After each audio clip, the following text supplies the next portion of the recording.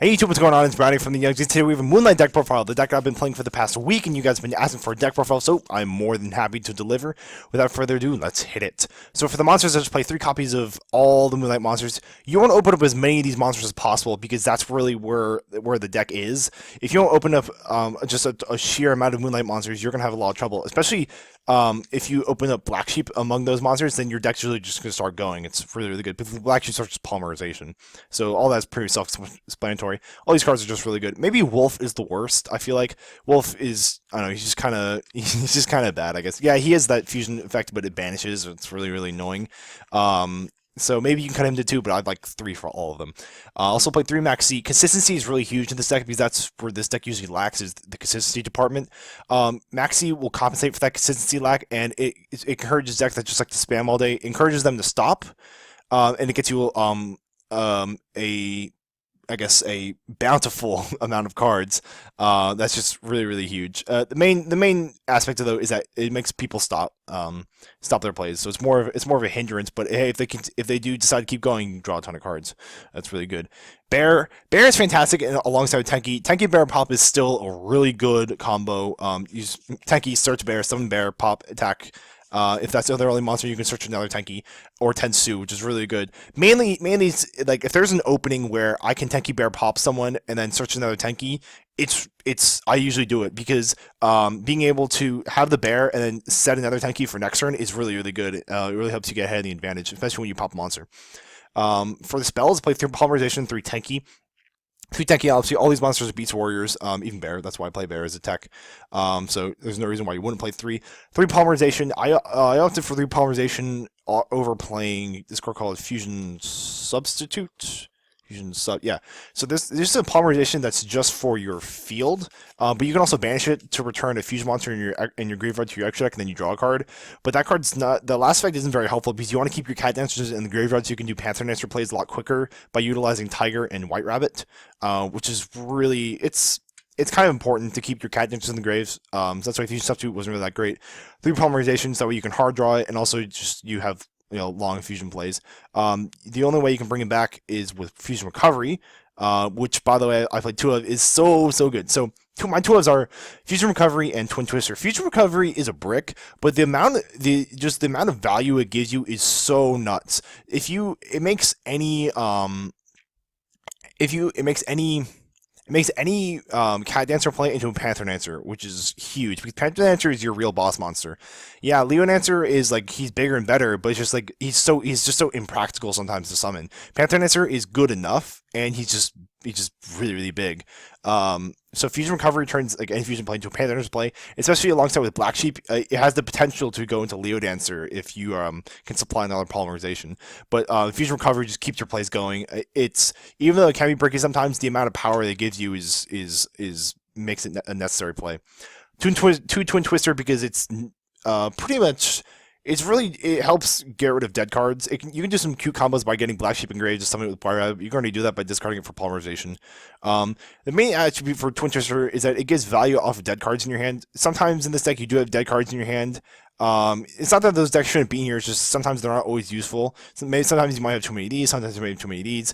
Twin Twister will be able to get rid of it and get some sort of value to it. And pop 2 cards, pop 2 spell track cards you put inside the field, or on your field if you want. It controls pendulums, and it also hits out solid notices before you start going, which is pretty big. This card can also bounce spells and traps, which is really solid. Then 1 Tensu. Tensu's okay. I never want to draw it. I just want to search with Bear whenever I need it. Drawing it is fine sometimes, but I always want to get Tenki first. It lets you do Cat Dancer plays, because Cat Dancer needs to tribute a monster in order to attack twice, or attack all monsters twice. Yes, all monsters twice. So that's mainly its main application. Also notice that White Rabbit's not once per turn. So that's really, really cool. So you can also, if you do a fusion play with, if you discard Black Sheep, summon White Rabbit, and then special summon the Black Sheep, and fuse into Cat Dancer, you can use Tensu to summon back the White Rabbit and summon back the Black Sheep again, since the other effects are once per turn. And then you contribute one of them off to attack a bunch of times with Cat Dancer, or you can make a rank 2. And then for traps, 3 Reincarnation Dance. This card's really slow, and I hate it when it gets killed in the main phase 1 of my opponent's turn. It's so slow, but you gotta play it. It's really, really good. It's just it sucks. Like, I'm not joking. You need to play it, but it sucks. Okay, there are just so many times where this card is killed right before they enter their battle phase, and I'm just like, really, I was just about to use that, and it really does help your dead hands. Reincarnation against this deck needs a monster searcher. It needs to be. We need a moonlight monster that's like Stratos. Tenki is not enough, and this card certainly is not enough. This deck just needs more searching. Two Solemn Notice because it's really good. This is post Shining Victories format that I built this deck under, and Solemn Warning because these cards are just really good. All right, extra deck. Two Cat Dancer, two Panther Dancer, one Leader Dancer for the fusions. I very rarely even go into the second Cat Dancer. You only need one. Panther Dancer even more so. I just rarely go into, but it's nice to have. I have summoned the second one once. Leo Dancer is, it's there. If you can summon it, you should, usually, because it's really hard to kill. But they can kill it with Ignis or Prominence. You should never summon against Pendulums, which is sad.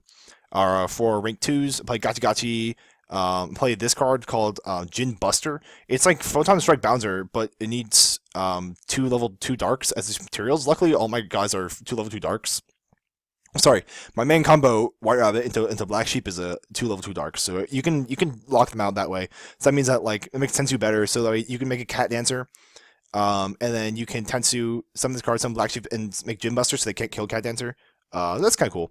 And Sky Centurion. Sky Centurion is probably the best rank too because he can bounce cards. It came through a battle too, so he can kind of protect you. Can't really explain too much. Ascalon for my only rank 3. And rank 4 is Cowboy, Castell, Tiger King, and then Utopia, but that's not why I play Utopia. I'll play Utopia so I can summon Lightning. Lightning coming out in March to the TCG, and he's just so good. He's so good. There's no reason why you just wouldn't play him. I'm also considering playing Ptolemaeus and Diamond and Nova to make Infinity. But there's no room in the extra deck really. I could get rid of some of these bad rank 2s. I never summon Gachi Gachi, but I don't make rank 4s enough for it to matter. It's hard to make rank 4s in this deck. That's why I used to play Instant Fusion, but I stopped playing it because it's just too hard to summon level 4s. But it is nice when you have a Tiger in both your scales. You can just keep summoning Blue Cats from your graveyard once per turn. You can summon both of them because this card's fixed not once per turn. So you can fill up both your scales with Tigers, summon 2 Blue Cats from the grave, and make a rank 4 for free. That's really good. But Lightning is just so good not to play. Utopia, I've never summoned it on its own. Whenever I summon Utopia, it's because I'm making Lightning. Side deck doesn't really matter because it just changes over time. This isn't my actual side deck. This is just 15 good cards that I could possibly switch in and out in between games just to test other cards.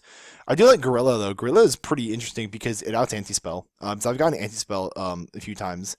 One time I already had a Tenki face up and he anti-spelled me after that, and I was able to out it that way. But it's still not that practical. I thought that was funny. I already had the Tenki face up and out it with Gorilla. All right, so that's my Moonlight deck profile. I don't know what you guys think in the comment section below. Do you guys like this? I think the deck is pretty cool. It's not really that. It doesn't have that much meta potential. I'm not going to be playing it for a little bit because I'm switching into regional mode. That's where I'm going to be playing a lot more meta decks, so I'm prepared for regionals. So let me know what you guys think in the comment section below of this deck, and thank you guys very much for watching. See you all next time.